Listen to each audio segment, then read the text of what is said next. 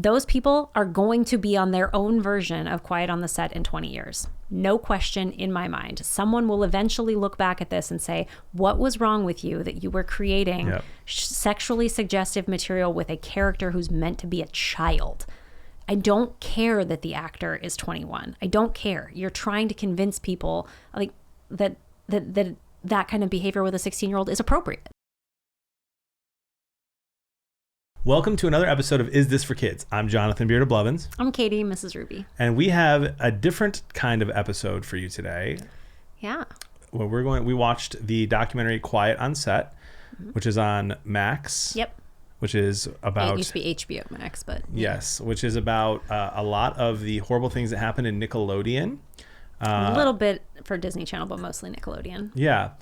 And we are a parenting podcast, and so we're going to talk about an array of issues surrounding children in the 90s and even now, and talk about parenting through some of those issues. So this documentary was about children's media, or some of the abuses that happened in the 90s in Nickelodeon, specifically under producer Dan Schneider, for a variety of shows that were absolutely created for children. Like Nickelodeon, if you're not familiar with the network, you've probably been under a rock, but it's 100% for children's shows. The people who are making these shows intend them to be consumed by children, and then in rewatching some of this content that was put out there, in light of some of the abuses that the actors faced, it's something that we really need to talk about as parents and what we're considering acceptable in our kids' media. Yeah, and it's very relevant. If you're a parent, it's relevant to you, because right now, if you go around America and go to any school, first, second, third, fourth, through middle school, and maybe even sometimes high school, and ask young people what they want to be. When I was growing up, it was, I want to be an NBA player, play in the NFL, whatever, be a doctor. Now the overwhelming number one answer is to be a YouTuber, to be an influencer, to be famous. And so a lot of the things that are in this documentary are things that are still very relevant today, and child stardom is bigger than ever because there's more content out there. And so all of what we're going to be talking about here is very relevant for any parent. Yeah. So let's start there with what you're talking about, kids growing up and wanting to be YouTubers, content creators. We are content creators for a living. I make a couple of podcasts. You're a streamer. I used to stream. We're currently on YouTube. So this is the world that we exist in. Would you recommend this line of work for a child? I would actually never. I had a conversation recently. Somebody who's a friend of mine has their kid streaming Fortnite, and was asking some questions about it. And I was like, I personally would not let my kid stream or do things on social media, create content that is shared on social media to be consumed by the public and commented on by the public, because I have a hard time believing that adults can handle all of the negative side effects that come with content creation.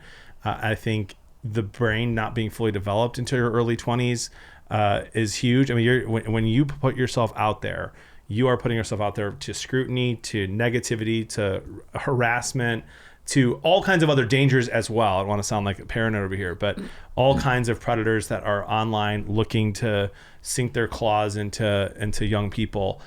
It's just not a world that I would want my kids existing in. Mm-hmm. I'm very careful on what I even share on my social media now with my kids. I used to be way more open to it when I wasn't doing this full time. And I maybe sound like a hypocrite here, but I didn't do this when I was young. My goal is not to be famous. Mm-hmm. I want to create a community of people and be a positive influence on the internet. Fame is not a top 30 goal of mine. And if it was, I don't think it's for adults either. I don't think that fame is something that we should want to go after. And look no further than just all of the horrible things that have happened to child actors, to people who had early stardom, early fame. It is heart-wrenching. I look back at like the people that I grew up watching and loving, Amanda Bynes and Lindsay Lohan. You name it, the Mighty Ducks guy. There's just so many where you look and you're like, my goodness, if they were just a kid, if they were able to just be a kid, mm-hmm. and not, and I get it. Parents are like, well, I don't want my kid to chase their dream. And it's like, okay, they're 9. Like, what's their dream? My 9-year-old wanted to be, an alien. Well, okay, am I going to help them chase that dream? No, like, you're the parent still. Mm-hmm. And so I just think there's a lot of negative things that go along with that. And I just think that the thirst for affirmation and attention from other people especially when you're young, is just a recipe for disaster. Yeah. One of the reasons that I don't stream on Twitch anymore, I used to do a cooking show on Twitch. I was a partnered streamer. I was featured on the main stage at TwitchCon. Like I wasn't small time doing this, and my kids were often seen on my stream. In fact, if you Google me, some of the first clips that will come up are clips of my kids where my son makes a funny joke or somebody says something inappropriate and my daughter reacts. And for a while there, I kind of tried to work around that, and I knew that I was having good conversations with my kids afterwards, and I knew that my kids weren't like scarred by the things that were said to them. But then as time wore on, it became like I trusted their assessment of whether or not they were hurt by it less and less. And so eventually I tried to, like, I'm sympathetic to parents who want to involve their kids in things and they want to do that. And so I tried switching my stream time so that I was streaming during the day when my kids were at school, so that my kids could go through their awkward teenage phases without being video taped the whole time. Yep. It's not actually taped, but you know what I mean. I tried to make accommodations for that so that my kids weren't visible. And it just ultimately came down to the fact that there is no space on the internet that is safe enough that I feel okay continuing to have my kids out there. So it's sort of a live and learn thing. I know somebody's going to Google me and be like, how dare you? You have no room to talk. But having personal firsthand experience of this, I've had people say inappropriate things to my kids while I was streaming. I've had people... my house got swatted, which is a terrible thing where they send a SWAT team to your house and claim you're in the middle of a horrible crime, and people died from that kind of thing. It's just simply not safe to have a kid in that sort of environment. So that was one of the main reasons why I pulled away from streaming on Twitch. And now I do things that are recorded in advance. Now, occasionally I'll let my kids do fun little things for Is This for Kids, which is always fun. But I want those things to be pre-recorded and safe and, yeah, very tightly controlled. I want people to understand the gravity of what you're actually saying, because in my opinion, I mean, you do the show, you understand parenting. We're not experts necessarily, but we're pretty darn good at it. We love our kids. You involved your kids online in probably one of the safest ways you could ever do it. I was always present. And you were hyper aware. You were always present. You had mods in the chat who would make sure that if something horrible was said, it would get deleted. And even after all that, you're still like, it just wasn't worth it. Yeah. And that's unfortunate, because the community that we built on Twitch was wonderful and beautiful. And I love all those people, and they still hang out in my Discord server and talk, which is fantastic. And I'm so glad to have them. But there are too many bad apples out there that made me feel like it wasn't going to be safe for my kids, paired with, some politics that had to do with how Twitch was enforcing its terms of service and what kind of content was being allowed on that platform. But moving away from that, like, most people don't think that their kids are going to become YouTubers or Twitch streamers. But oftentimes your kid is going to want an Instagram account or a TikTok account. Yeah. And one of the things I think parents don't really grasp is that when they do that, your kid becomes a content creator.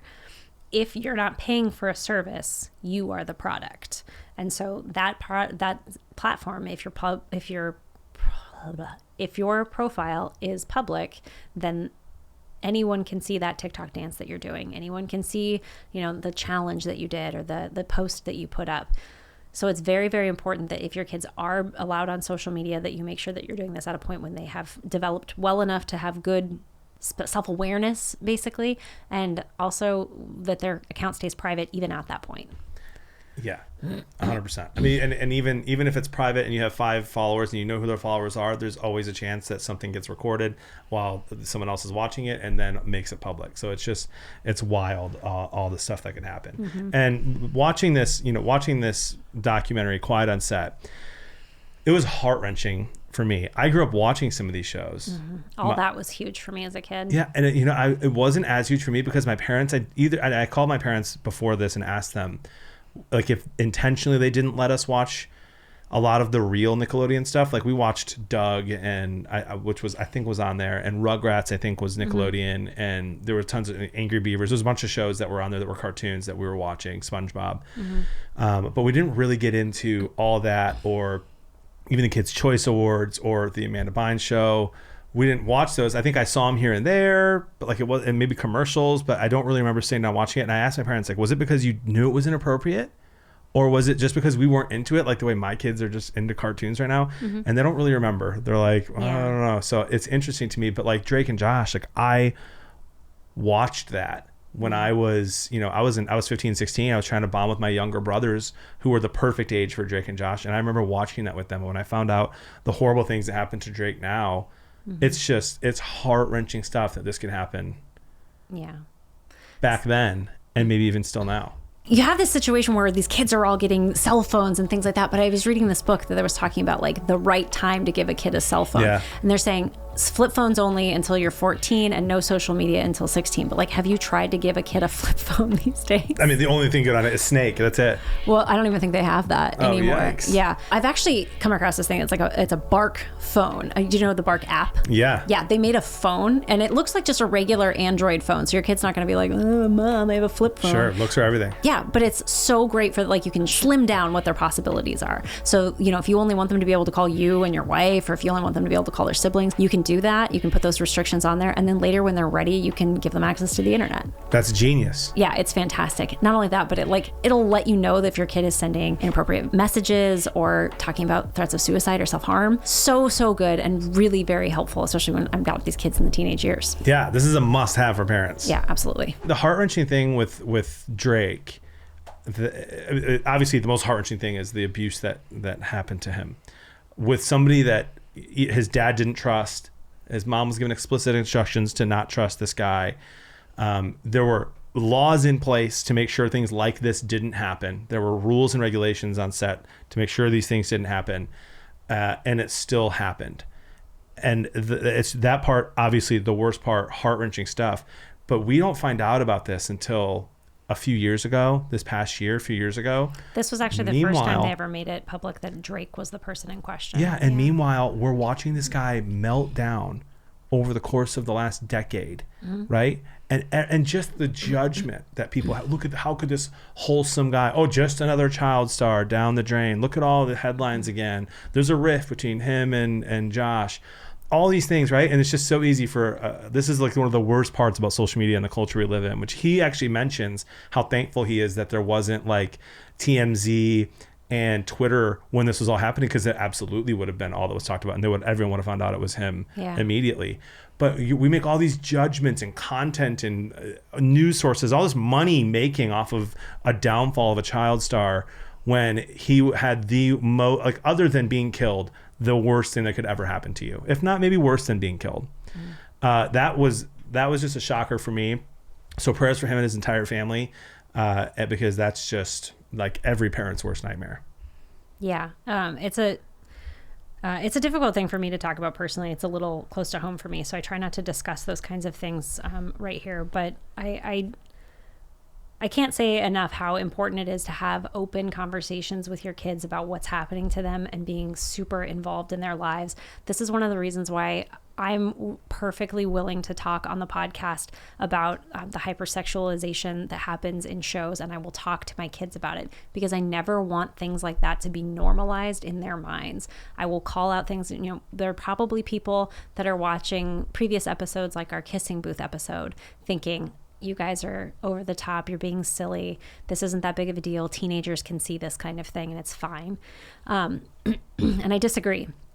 Drake was a teenager when this happened to him, and he had such a difficult time talking to his parents about what had happened because he felt such shame about it. I don't think that topics of sex and abuse and things like that were brought up in his household, so I cannot overstate the importance of being the person who's willing to talk to your kids about that in a non-judgmental fashion, so that your kid can speak to you about these things when it comes up. It is so important.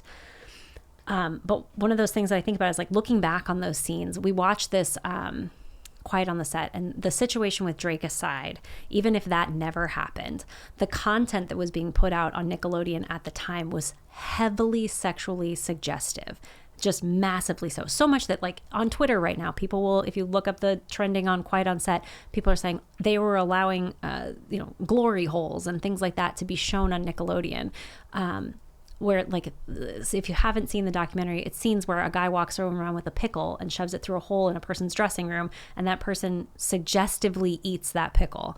And that was a grown man, a grown actor who did that on stage. It's ridiculous. There are times when viscous fluid is squirted onto a girl's face, very reminiscent of a pornographic shot. Like, these are the kinds of things that were being readily, put around in kids media at the time, in the 90s. And we look back on it and we think, oh, how disgusting that they had a 15-year-old involved in a simulated sexual situation. But then we turn right back around and it's 2024 and we've got simulated 15-year-olds in actual sex situations.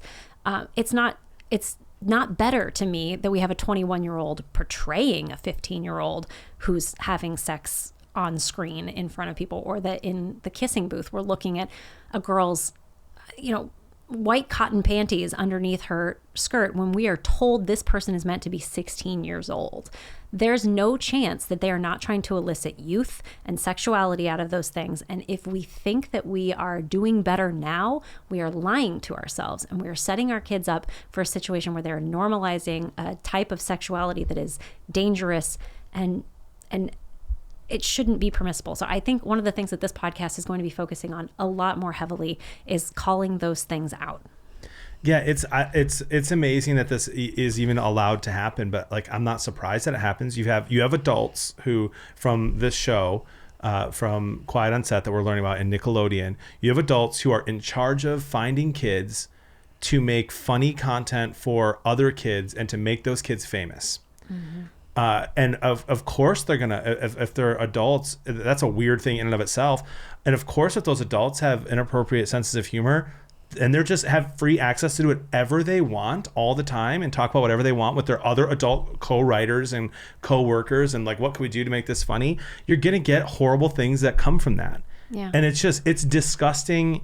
It's gross. I couldn't believe some of the stuff. I mean, there's a bunch of foot things in all these shows that, like, they were just popular shows on network television. Mm-hmm. It's crazy to me. Mm-hmm. Well, it was on cable television. Okay, yeah. So I I think network now, and I think cable back then, because now we have so many different platforms that you can watch on. But you're 100% right. Like, so what are those people? What is the intention of, in your example, Ginny and Georgia, the kissing booth? What is the intention of the adult director, producer, and writer? I don't care that, like you're saying, don't care they're 21, but they're portraying a 15-year-old. What is the intention of putting something sexual with that in there? I mean, I have a theory, and of course, this is not something that I can prove. I don't have anything. I can just tell you the facts that are available to me. Revenue for Netflix, the annual revenue for Netflix last year that it was reported was $34.93 billion, which is a huge amount of revenue for anything. The revenue for Pornhub, estimated $97 billion. That's nearly 3 times as much. Wow. So when I'm looking at this, now Pornhub is not a publicly traded company, so those are estimations that people are putting out there, and there's obviously going to be some change in that because Visa and MasterCard are no longer accepted over there. Thank God. But when you're looking at something where you're a producer in media, there's a lot of money to be made here, but there's even more money to be made in pornography. And I think we're lying to ourselves if we're not admitting the fact that children's media is setting children up for a lifetime of pornography addiction. Because you're not going to get a kid to watch Drake and Josh forever.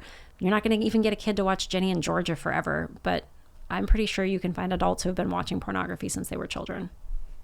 That is horrifying. I think you're right on that. And it's not a bug, it's a feature. Right. And we have to do something about that. Because like you put a morally good person in a situation where you get rich and famous if you make other people rich and famous by doing inappropriate things. Mm-hmm. Like it's just always going to be a recipe for disaster. Yeah. And so like, how do we do this as parents unless there is something like this podcast to be calling out those things and demanding better behavior from these producers? Because the people who produce Jenny and Georgia, the people who produce the kissing booth, all of these things that we've talked about on previous things with other Netflix shows and Goosebumps to some extent, not nearly as bad, but like those people are going to be on their own version of Quiet on the Set in 20 years. No question in my mind. Someone will eventually look back at this and say, what was wrong with you that you were creating sexually suggestive material with a character who's meant to be a child? I don't care that the actor is 21. I don't care. You're trying to convince people like that kind of behavior with a 16-year-old is appropriate. It's not. And so we as parents, we have to stop being afraid that we're going to look like the prudes, that we're going to be, whatever. You have to say something. It's not okay. Yeah, I agree. There's the part of what makes me sick about this entire thing, as I've mentioned kind of throughout, is the amount of influence in the behavior of everyone involved is financial or fame motivated, or like not wanting to rock the boat, right? That was mentioned throughout Condensat all the time. I didn't want to rock the boat. I didn't want to ruin an opportunity for my kid. I didn't want to speak up about this thing because I didn't want my kid to get kicked off of the show, because then his whole career could be ruined. Yeah, there was one mom who did, and her kid got kicked off the show. Yeah. And then he ends up, and then they had a whole thing where he ends up like resenting. Well, at the end he was, but he was resentful at first and like, you ruined this opportunity for me. Yeah. He was and mad at his mom. I cannot highlight enough your favorite, Jim Carrey. This Jim Carrey quote that he said a couple of years ago, where he said, I wish every single person could get rich and famous and everything they ever wanted so they could see that is not the answer. Yeah. Yeah.